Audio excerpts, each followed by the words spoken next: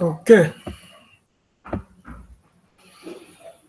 Voilà, le décor est bien planté. On va partir tout de suite pour, je dirais, la dernière séance de soutenance pour aujourd'hui. On aura l'étudiant Félix Turin qui postule pour une licence en sciences juridiques, licence en droit, et il va présenter son mémoire de sortie intitulé « Réflexions diverses sur les causes et les conséquences de la fugacité du mariage en Haïti, spécialement dans la commune de Jacmel, 2010-2020. » C'est un mémoire rédigé sous la direction de M. Caro Victor et on aura M. Kader Ousselin comme rapporteur dans les jurys de ce soir et moi, votre serviteur, comme président. Et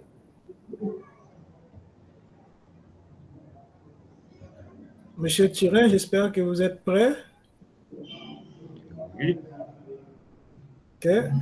Maintenant, oui. Je vous accorde la parole tout de suite et vous avez 10 minutes pour faire l'exposé oral de votre mémoire et de soutenir par la suite votre travail. Vous avez la parole. Et merci, Monsieur le Président. Et nous tenons à saluer les membres du jury.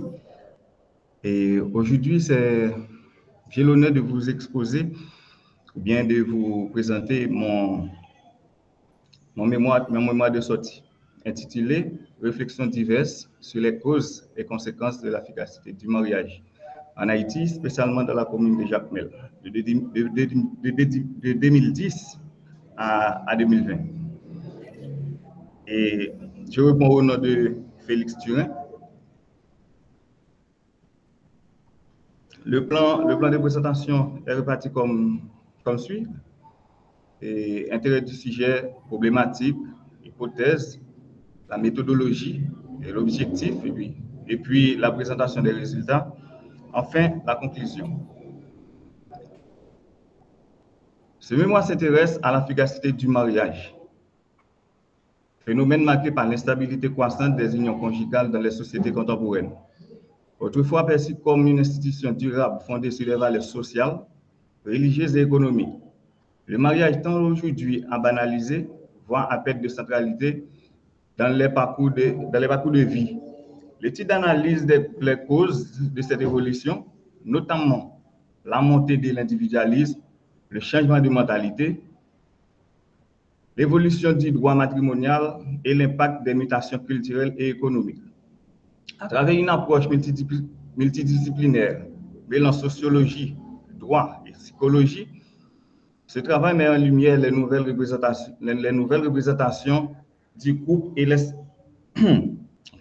facteurs qui précipitent les ruptures conjugales, comme attentes irréalistes, recherche du bonheur personnel, moins de tolérance aux difficultés, ou encore l'influence des réseaux sociaux. Il examine également les conséquences sociales et personnelles de cette instabilité, notamment sur les enfants et les dynamiques sociales. Les problématiques, à partir de ce constat, nous posons la question suivante. Quelles sont les causes majeures qui expliquent la fugacité du mariage dans la commune de Jacmel entre 2010 et 2020 et quelles en sont les conséquences sur les plans social, économique et psychologique?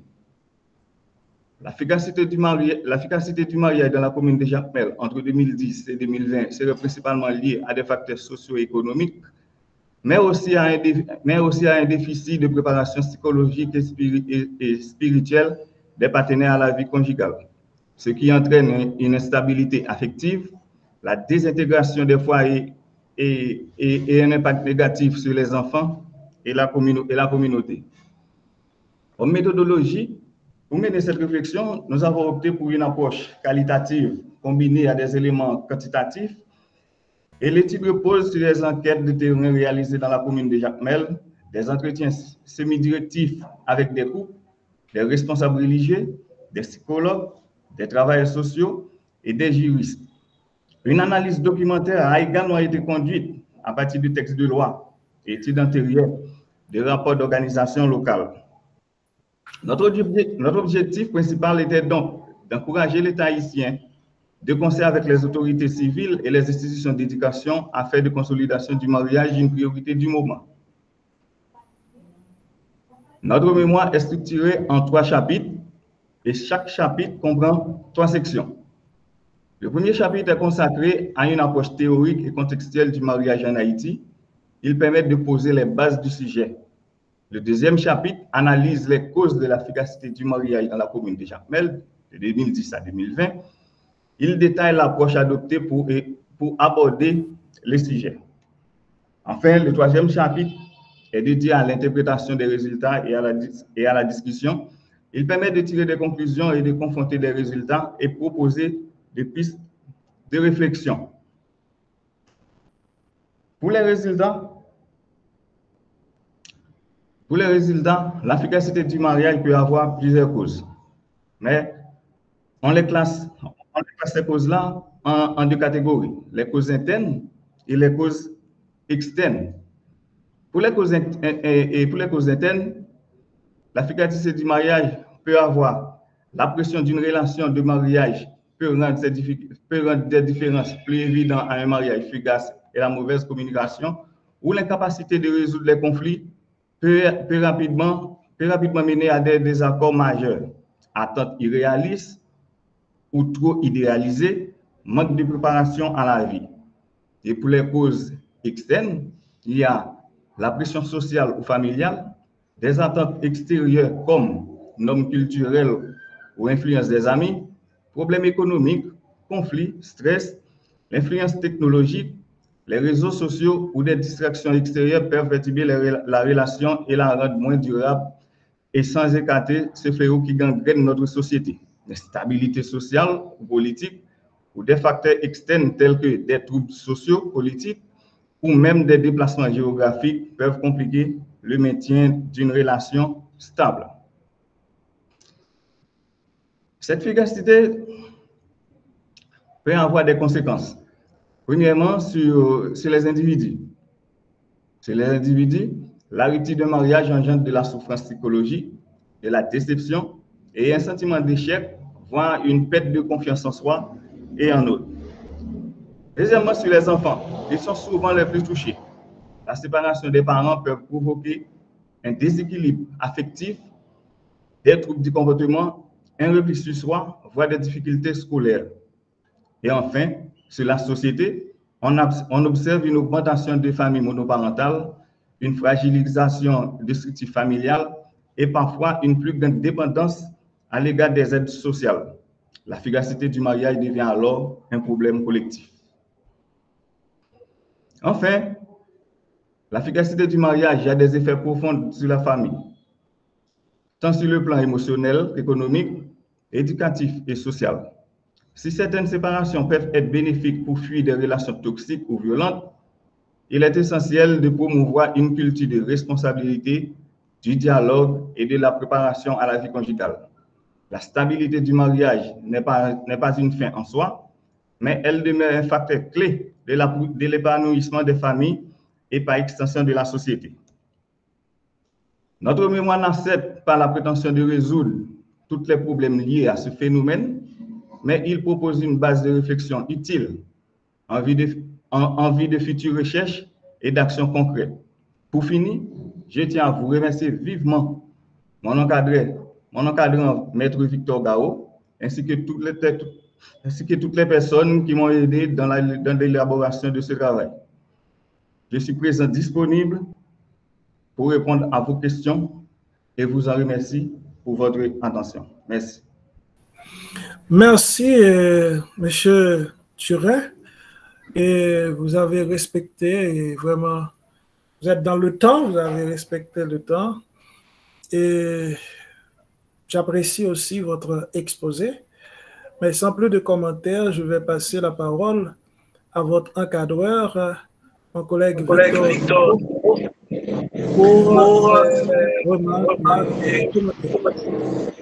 Merci, honorable président et membre du jury de l'Assemblée. Alors, je voudrais d'abord féliciter chaleureusement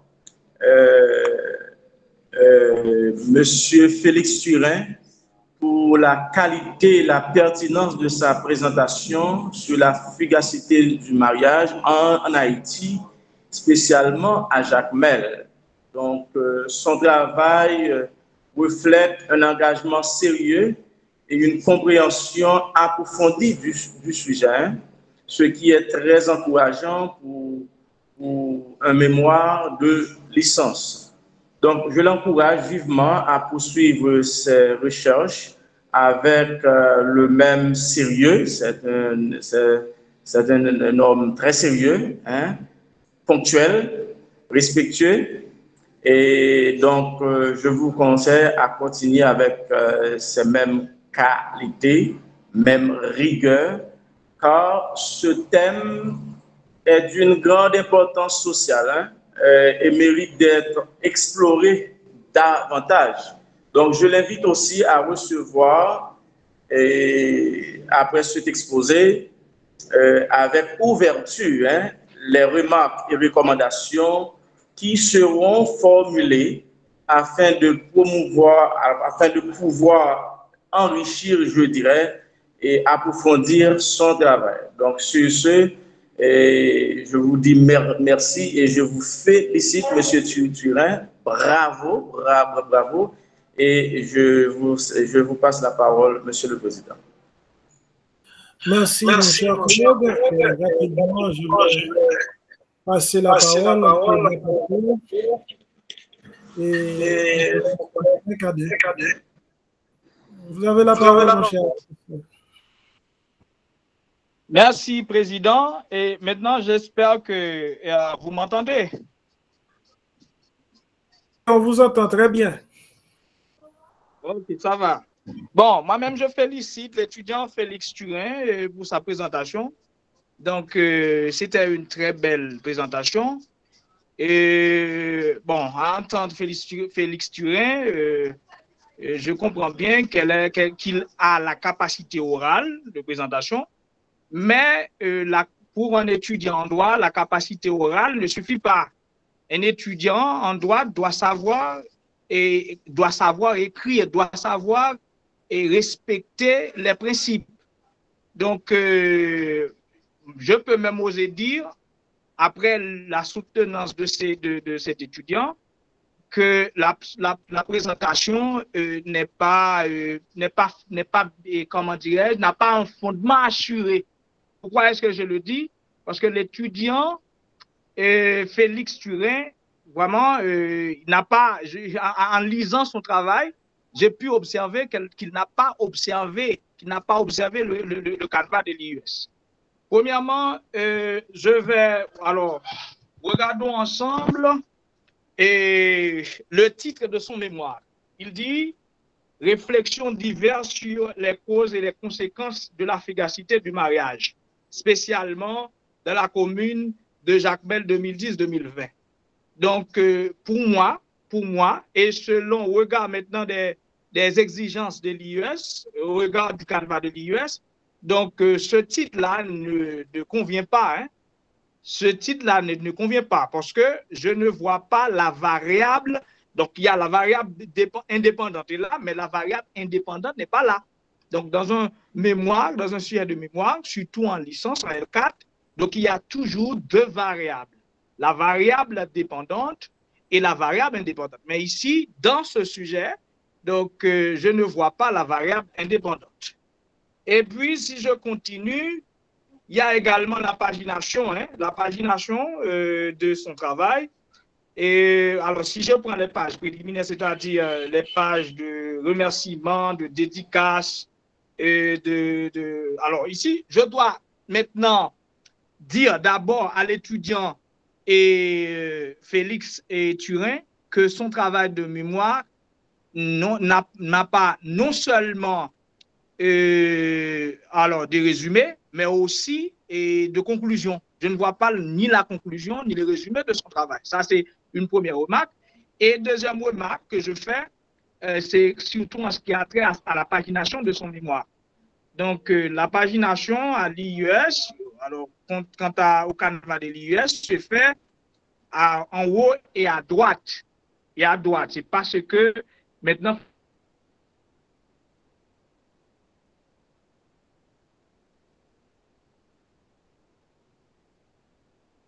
Félix Turin fait dans son travail. Pour les pages préliminaires, donc la pagination, alors la numération se fait en chiffre minuscule. En bas,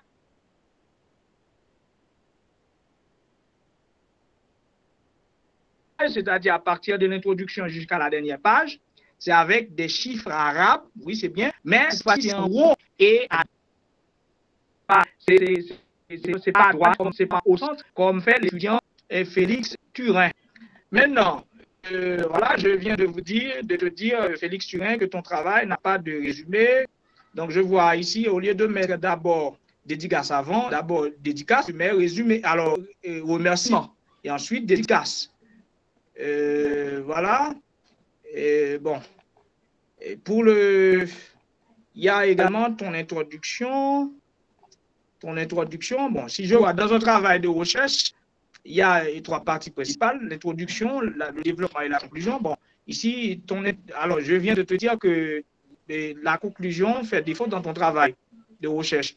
Pour l'introduction, alors je ne vois pas la formulation de ton sujet après la pertinence de ton travail.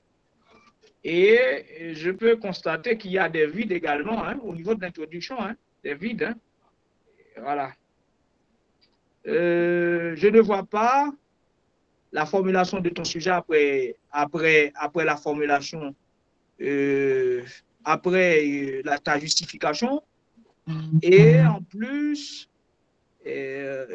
dans ton introduction également, je ne vois pas ce paragraphe-là où tu annonces les articulations de ton développement, du corps du mémoire. Donc, parce que dans l'introduction, il faut annoncer également le plan, ton développement, ou bien le corps du mémoire. Il faut concevoir à cet effet un petit paragraphe pour pouvoir pour annoncer maintenant différents parcours, ou bien les différentes articulations de ton développement. Bon, ici à la page 6, je vois que tu mets, là où tu mets, il me semblerait que c'est une table de matière, mais ça, ici, ne convient pas. Il faut effacer. Il faut effacer, c'est pas à sa place. C'est pas à sa place, c'est à la page 6. Maintenant, pour le corps de ton travail, doit avoir des chapitres, 3 chapitres, et chaque chapitre doit avoir 3 sections, et chaque section, 3 sous-sections. Et chaque chapitre débute toujours par un chapeau de 10 lignes. Par un chapeau de 10 lignes. Il ne faut pas de paragraphe. Un chapeau de 10 lignes, un seul paragraphe. Donc, voilà pour introduire le chapitre. Donc, ce paragraphe, ce chapeau, il résume maintenant le chapitre et annonce les sections de ce chapitre. Donc, ici, je vois que tu introduis, tu introduis le chapitre, mais c'est avec 2 paragraphes. Mais au lieu en guise de 2 paragraphes, c'est un seul paragraphe de 10 lignes. Et en plus, il y a les sections également. Chaque section doit commencer, alors pour chaque chapitre, non seulement il doit y avoir un chapeau au début, un chapeau de 10 lignes, mais il faut également un paragraphe de 10 lignes d'environ à la fin de chaque chapitre pour pouvoir résumer le chapitre et annoncer le chapitre suivant. Et ça ne se voit pas dans ton travail. Et puis, il y a les sections. Bon, chaque section doit commencer par un chapeau de 5 lignes qui résume la section et annonce maintenant les sous-sections de la section. Et par ailleurs, la section doit se terminer par un paragraphe de 5 lignes pour résumer également la section et annoncer la section suivante. Donc, si je regarde bien, et ce que je viens de dire là, c'est selon le canevas de l'IUS. Donc, ça n'apparaît pas dans ton travail de recherche. Et d'autant plus, et si je vois bien l'introduction de ton travail, l'introduction, bon, ben oui, il y a une justification, mais la justification n'est pas totalement comment dirais-je, conforme aux tendances de l'IUS. Donc, parce que à l'IUS, la justification, ça se termine inévitablement par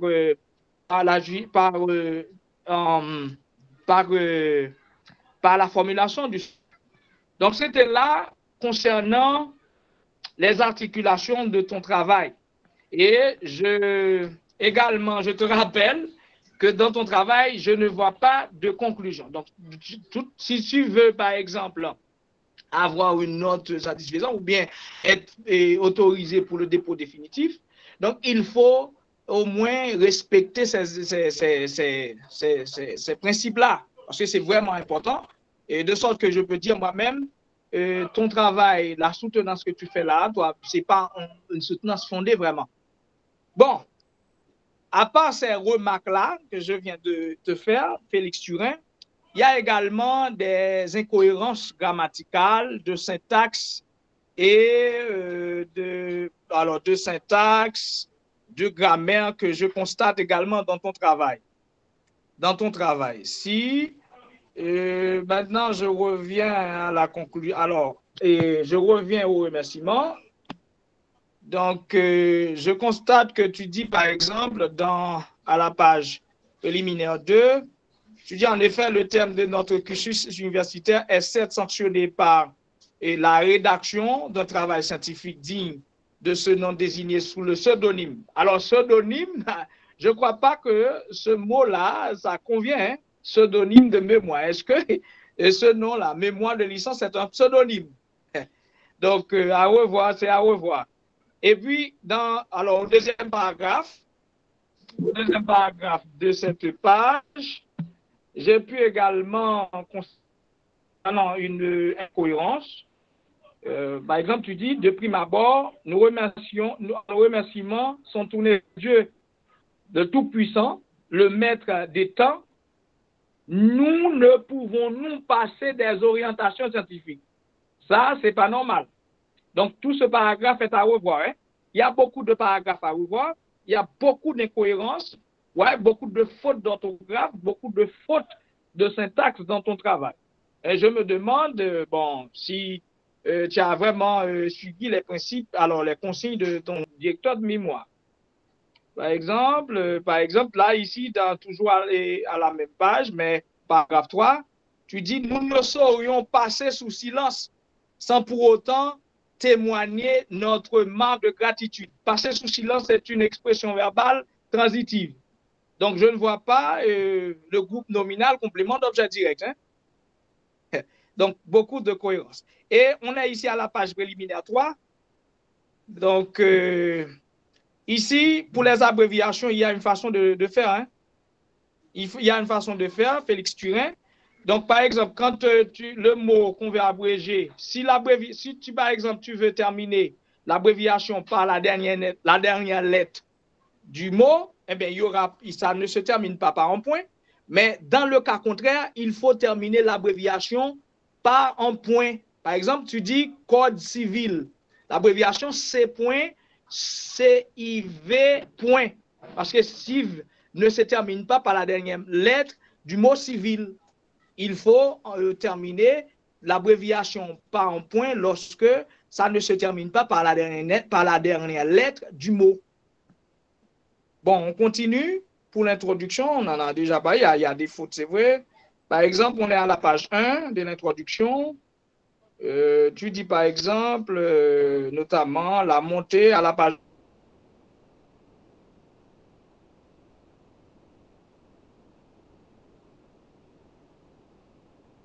1, paragraphe 1, notamment la montée de l'individualisme, le genre de totalité sur la vie. Tu mets évolution.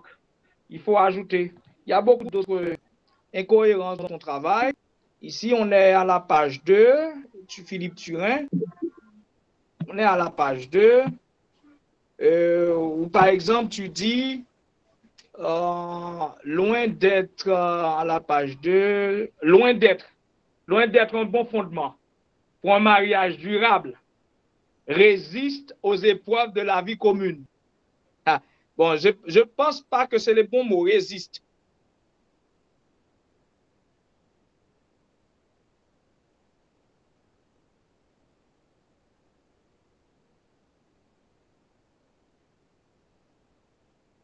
actuel, avant celui-ci, relève une indifférence égoïste. Je ne vois pas la proposition. Et ensuite, le mot résiste que tu mets ici, ça ne convient pas. Il y a beaucoup d'incohérences, beaucoup de fautes de syntaxe, de grammaire dans ton travail. Beaucoup de fautes de syntaxe dans ton travail. Essayons de voir quelques... par exemple, ici, à la page 4, est-ce que c'est à la page 4 bon. Et ici, je peux également comprendre que tu n'as pas bien utilisé les signes de ponctuation.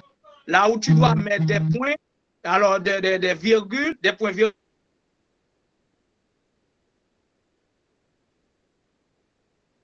Tu mets des points virgules. Mais par exemple, à la page 4, tu dis par exemple, sans précédent, bon, en mettant les récents débats parlementaires, on a, est-ce que là, il n'y a pas de virgule, tu mets pas de virgule, hein? Tu mets pas de virgule ici. Après parlementaire, il devrait y avoir maintenant une virgule, ce que tu ne mets pas. Beaucoup d'incohérences grammaticales, de syntaxe. Ben oui. Donc, il y a des paragraphes à revoir. Par exemple, à la page 8, il faut revoir ces paragraphes. À la page 8, il faut tout revoir parce qu'il y a beaucoup de cohérence grammaticale, de syntaxe. Il faut tout revoir à la page 8. À la page 9 également, il faut revoir. Par exemple, tu dis en Haïti. Après, en Haïti, tu aurais dû mettre une virgule. Ce que tu ne mets pas, hein? Je ne vois pas ça. Donc, voilà. À la page 8, bon, il y a également à la page 10, il faut revoir également. Parce qu'il y a des incohérences. Page 11, il faut revoir également tout ce paragraphe. Beaucoup d'incohérences grammaticales. Beaucoup de fautes de syntaxe à la page 11, Félix Turin. Beaucoup de fautes grammaticales. À la page 14 également. Paragraphe 2, il faut revoir. Il faut revoir parce que c'est pas clair. Page 15, il faut également revoir le premier paragraphe. Faut revoir, il faut revoir. C'est parce que c'est pas normal. Ben oui. Donc, nous sommes maintenant à la page 17. Félix Turin. À la page 17, je vois que tu es en train de faire une numération. Par exemple, tu es en train d'énumérer une énumération. Donc, l'énumération n'est pas ici, n'est pas possible. Hein? Au lieu d'énumérer, il faut au moins concevoir des paragraphes pour pouvoir accoucher ce que tu veux dire. Premièrement, bon, je vois pas le sens. Hein? Premièrement, deuxièmement, etc. Donc, tu énumères sans avoir annoncé cette énumération. Il faut revoir, il faut au moins prévoir, il faut plutôt concevoir des paragraphes pour pouvoir dire ce que vous avez à dire. Hein?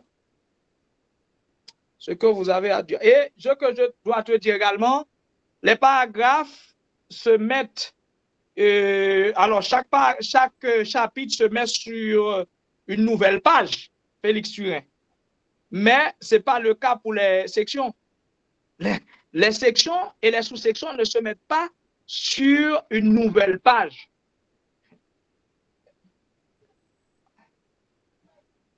Bon, donc à la page 20, voilà ici, c'est le cas, tu mets la deuxième section, donc qui n'a pas, voilà, sur une nouvelle page.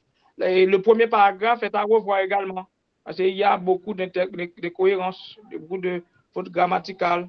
À la page 22 également, il faut revoir les deux paragraphes, les deux premiers paragraphes. À la page 22. À la page 23 également, il faut revoir ça. Hein? Il y a beaucoup d'incohérences. Là, il y a là où tu utilises mal les signes de ponctuation. Mais il y a également des fautes de grammaire. Donc, on est à la page 24, Félix Turin. À la page 24, je vois que tu es en train d'énumérer ou bien de présenter un ensemble de choses. Vous voyez, bon, voilà, moi-même à ta place, je formulerai des paragraphes pour pouvoir dire ce que j'ai à dire. Hein. Et je pense que je crois moi-même, je crois que c'est en copier-coller. C'est quelque chose que tu prends ailleurs et que tu mets dans ton travail. Donc, on peut utiliser ce que tu trouves ailleurs, mais il faut une certaine analyse. Donc ici, au lieu de numérer comme ça, il faut, comment dirais-je, concevoir des paragraphes à la page 24, à la page jusqu'à la page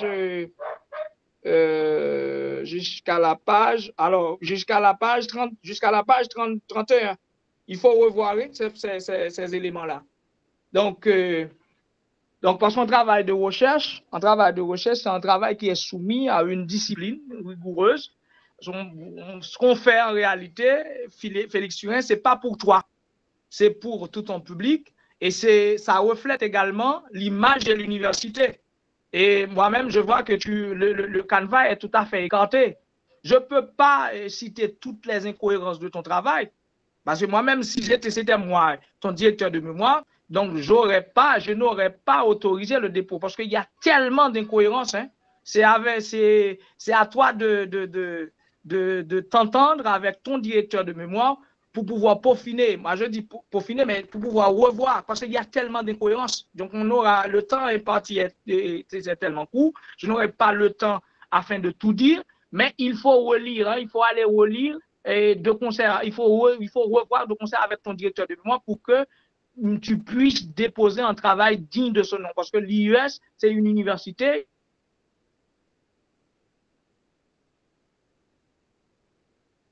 Et bon, voilà, et il y a des principes là, et puis il y a son travail pour que l'image s'est reflétée et bien sérieux. Donc, il ne faut pas faire en sorte en tant qu'étudiant que l'image soit salie. OK, c'était là mes différents commentaires, et je souhaite que l'étudiant Félix Turin se reprenne pour pouvoir tout peaufiner ou bien revoir avant le dépôt définitif. Merci, Président. Et avant de partir, j'ai également quatre petites questions à poser à l'étudiant Félix Turin. Ma première question, c'est, je demanderai à l'étudiant Félix Turin de me parler du processus de la vérification de son hypothèse.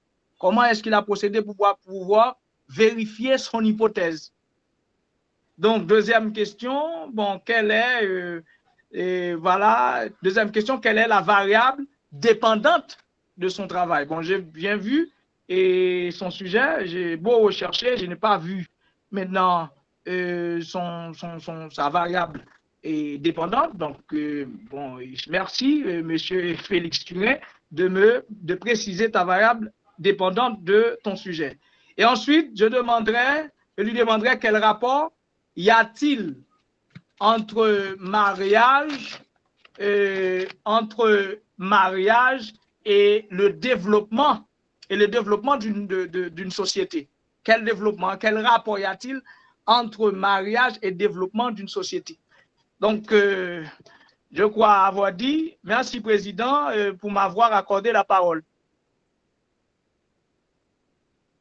Merci, monsieur le rapporteur, et vous avez fait vraiment un travail minutieux, et monsieur Turin pour prendre vraiment bon acte de votre travail. Et je vous passe la parole, monsieur Turin, pour répondre aux questions et aux préoccupations du rapporteur.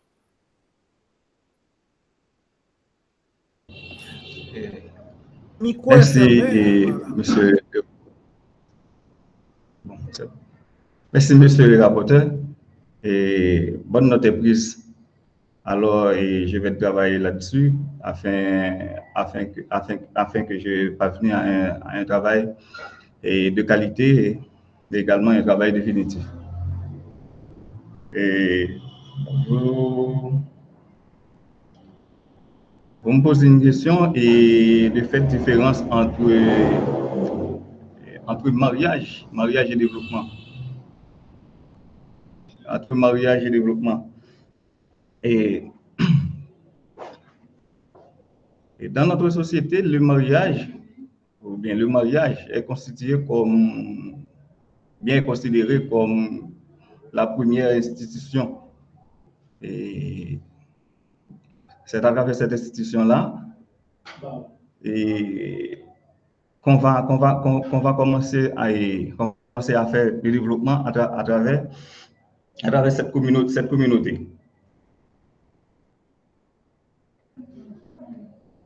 Mais lorsque vous vous trouvez maintenant dans un mariage fugace, un mariage qui ne tue pas, là, il n'y a pas vraiment de développement de cette communauté.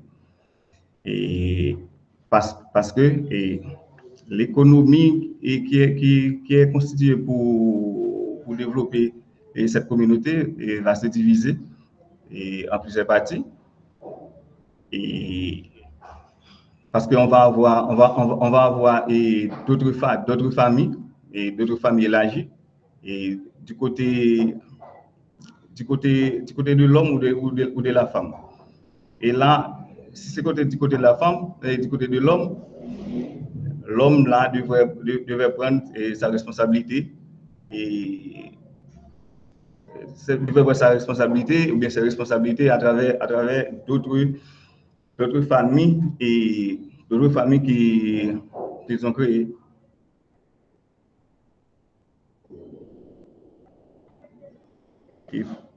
Et puis d'autres choses, vous parlez de variables.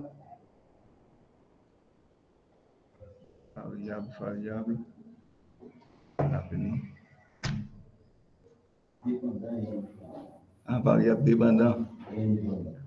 Merci. Et variable dépendant et indépendant.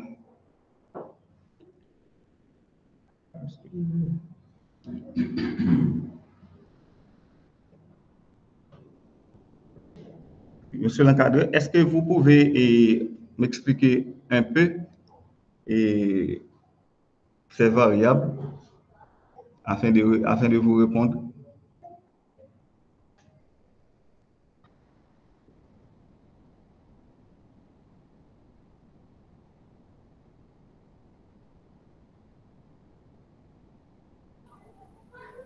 Bon, ça veut dire que vous n'avez pas de réponse. Vous n'avez pas de réponse à ça. En fait, bon, vous répondez quand même aux questions posées. Moi, je ne vais pas reprendre les différentes préoccupations du rapporteur, qui sont toutes justes. Mais je vais vous dire rapidement, et je vais dans votre sujet de mémoire. Hein. C'est un sujet de mémoire. Vous êtes dans la recherche. Hein? Vous dites que vous faites un travail de recherche. Réflexions diverses. Vous voyez? Réflexions diverses sur les causes et conséquences. Lorsqu'on est dans une réflexion, on est plutôt dans quelque chose de poétique. On n'est pas dans la recherche. Vous faites votre réflexion et vous dites ce que vous pensez. Et la recherche, c'est que vous avez des inconnus à rechercher. Ce sont les variables. Hein? Des inconnus à rechercher. Vous voyez? Donc, quand on est dans la réflexion, c'est personnel. Donc, on ne peut pas rechercher de la science dans votre réflexion. On ne peut pas exiger de la science. S'il y en a, il y en a. Mais s'il n'y en a pas, il n'y en a pas. Mais dans un travail de recherche, peut-être j'aurais compris les causes, je ne sais pas, de la cité des mariages, je ne sais pas. Ou bien les conséquences de la fugacité des mariages. À ce moment-là, on comprendrait que vous alliez rechercher vraiment qu'est-ce qui opportune tant la durée des mariages. Vous voyez? Donc, il faut revoir la forme, à mon sens, hein, et je suis du même côté que le rapporteur. Il faudrait revoir, et je ne pense pas que votre directeur va dire le contraire aussi, il faut revoir la formulation du sujet. Il faut revoir la formulation du sujet parce que on est dans un travail de recherche, on ne peut pas partir d'une réflexion. Faire une réflexion, eh bien, c'est ta réflexion. Mais la recherche, c'est vraiment, c'est de la science, on va retrouver quelque chose qu'on ne sait pas vraiment. C'est pourquoi il y avait une question qui concerne la vérification de votre hypothèse. Alors, je vais moi-même dans votre question de recherche. Vous voyez? Question de recherche. Quelles sont les causes majeures? Bon, la question de recherche découlerait de toute façon du sujet. Parce que je vois quelles sont les causes majeures, c'est-à-dire le sujet devrait être les causes majeures de la fugacité du mariage, par exemple. Je ne sais pas, sur telle période ou telle délimitation spatiale, délimitation temporelle, voyez? Et maintenant, votre question de recherche, c'est quelles sont les causes majeures, c'est-à-dire les causes mineures ne vous intéressent pas. Ou du moins, il y a certaines causes qui vous intéressent et d'autres ne vous intéressent pas. Donc, je pense que c'est un problème qu'il faut voir aussi la question de recherche. Votre hypothèse, hein, le mariage, la fugacité du mariage dans la commune de Jacmel entre 2010 et 2020 serait principalement liée. Donc, une hypothèse, c'est une réponse anticipée, n'est-ce pas? C'est une réponse à la question de recherche, mais une réponse anticipée. On est dans serait, ça veut dire taka. Tu n'as pas encore tu n'as pas de réponse. Ce soit on dit c'est ça, ou bien c'est pas serait. Donc c'est hypothétique. On n'a pas encore de réponse. Donc qu'est-ce que vous recherchez dans votre travail? Puisque vous dites que vous faites un travail de recherche. La question, qu'est-ce que vous recherchez? C'est ce qui va vous permettre de monter une problématique, de problématiser ce que vous voulez. Et tu as une réponse sur ce que vous voudriez rechercher?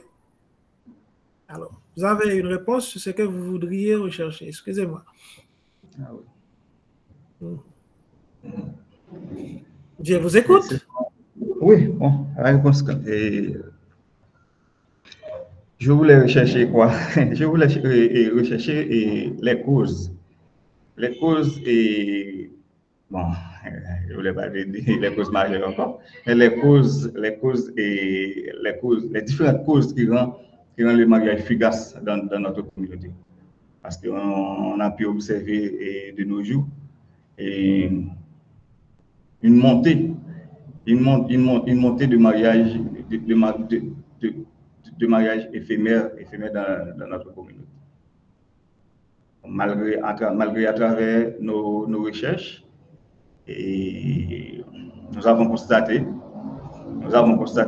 certaines causes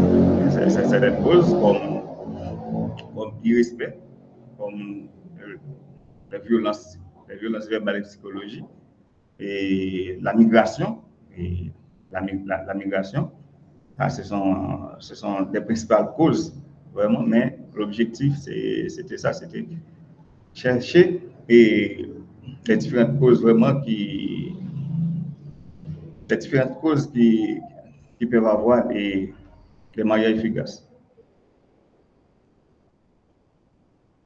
Qui peuvent rendre les mariages fugaces. OK. Maintenant, vraiment, je vous conseille de prendre en considération et j'ai l'impression que vous n'avez pas noté les recommandations du rapporteur. Et j'aurais pu faire les mêmes recommandations. Vous voyez, il faudrait bien noter et il faut réécouter l'enregistrement de votre soutenance parce que vraiment, vous avez fait un exposé qui est acceptable, mais le texte en dur a vraiment du travail à faire dessus avant qu'il devienne un vrai texte. Vous voyez? Il y a beaucoup de travail à faire avant qu'il devienne un vrai texte. Et je pense que le rapporteur a fait un travail très minutieux. Il faut prendre vraiment en considération les différentes recommandations du rapporteur. Ainsi, je vais passer la parole à votre encadreur et il aura 20 secondes Et ensuite, je vais passer au rapporteur pour 20 secondes. Merci, Monsieur le Président. Une fois de plus, je tiens à féliciter l'étudiant pour le travail réalisé autour du thème aussi assez délicat et profond. Donc, c'est un sujet qui invite à la réflexion, au recul et même une certaine sensibilité intellectuelle et existentielle. Donc, tout au long de cette démarche, j'ai pu observer en vous, bien chez vous, une capacité réelle d'écoute, d'ouverture et de remise en question. Cependant, que cette remise en question soit parfaite, c'est-à-dire que ce que vous avez comme orientation donc, soit effective. Donc, ce qui est essentiel dans tout processus de formation. Est-ce que vous vous souvenez de ceci? Vous n'êtes pas un pasteur qui fait une prédication sur la fugacité, mais un chercheur. Donc, vous avez su recueillir les critiques formulées aujourd'hui avec maturité, humilité, ce qui est une grande qualité. Donc, je vous encourage vivement à tenir compte des remarques exprimées, très importantes, non comme des faiblesses, mais comme des leviers pour affiner votre pensée et enrichir votre travail. Donc, je vous souhaite une excellente continuation dans votre parcours académique, intellectuel et personnel. Que cette recherche ne soit pas une étape dans une démarche plus large de compréhension du monde et de vous-même. Merci beaucoup. Oui, collègue.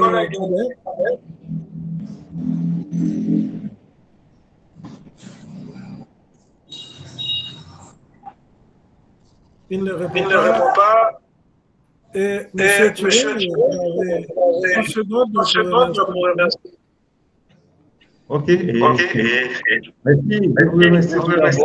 Merci, Président. Moi-même, je dirais comme mot de conclusion, je demanderais au conseil.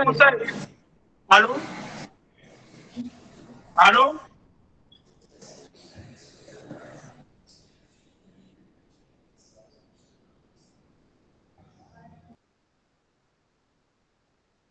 Oui, vas-y, allez-y. Président. Oui. Allô? Est-ce que c'est moi qui ai la parole? Oui, allez-y.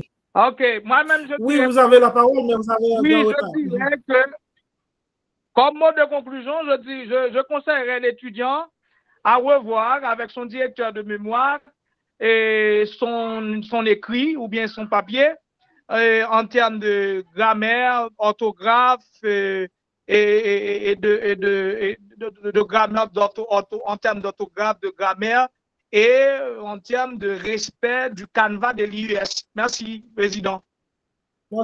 Merci. Oui, mais...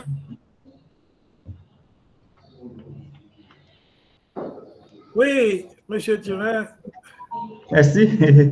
Je remercie tout d'abord mon directeur de mémoire et maître Victor Gao pour son accompagnement et sa patience et pour ses conseils tout au long de ce travail.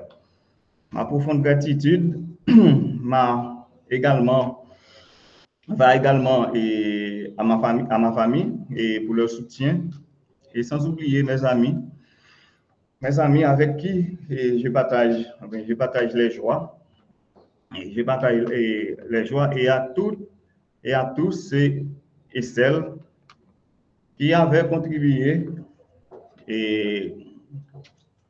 à ce travail, ou bien au réussite de ce travail. Alors, merci Et je prends note des différentes recommandations et je vais travailler.